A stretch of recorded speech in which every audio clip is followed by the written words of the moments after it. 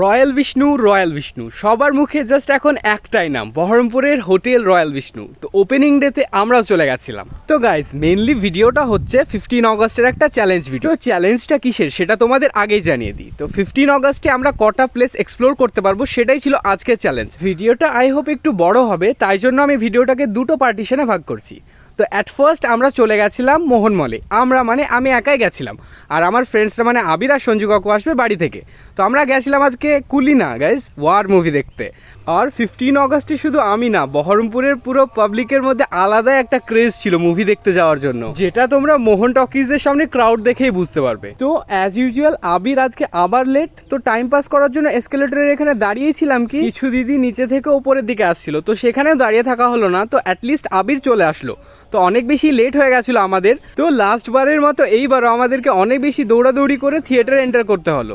তো যাই হোক, আমাদের লাক না প্রতিবারই ভালো থাকে, মুভি একটু লেটেই স্টার্ট হয়। তো এবারও আমাদের সঙ্গে কোইন্সিডেন্টলি এটাই হয়েছিল।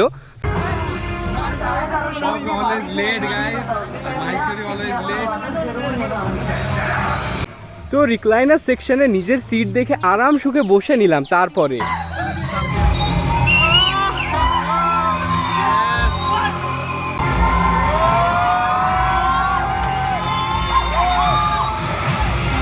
ঋত্বিক রোশনের এন্ট্রিতে না থিয়েটারের পুরো ক্রাউড সবাই এনজয় করছিল, সবাই সিটি দিচ্ছিল, তালি মারছিল। আর এরই মাঝে আবিরের আর সঞ্জু কাকুর পেয়ে যায় খিদে। তো ওরা নিজে না গিয়ে পাঠিয়ে দিল আমাকে পপকর্ন আনার জন্য।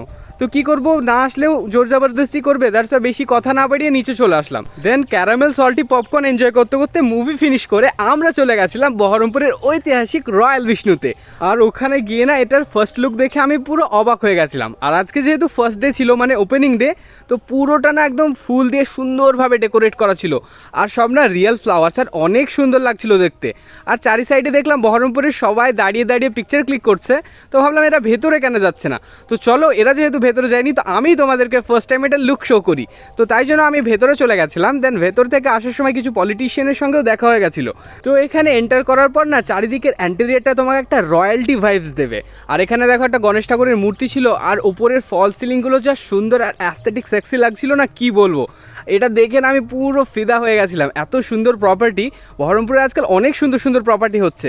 এখানে এন্টার করার পর প্রথমে তো আমি অনেক খুশি ছিলাম, বাট যখন শুনতে পাই 18 অগস্টের আগে কোনো সার্ভিস অ্যাভেলেবেল হবে না, সেটা শুনে আমার মুডটা অনেক খারাপ হয়ে যায়। তাই জন্য আজকে আমি তোমাদের সঙ্গে এখানকার ফুল ভিডিও শেয়ার করতে পারলাম না, নেক্সট টাইম অবভিয়াসলি শেয়ার করে দেবো। এই ভিডিওর সেকেন্ড পার্টে আমি তোমাদের সঙ্গে শেয়ার করবো ভিলা রিসর্টের ট্যুর। তো সেটা দেখার জন্য অবভিয়াসলি সেকেন্ড পার্টটা দেখতে থাকো।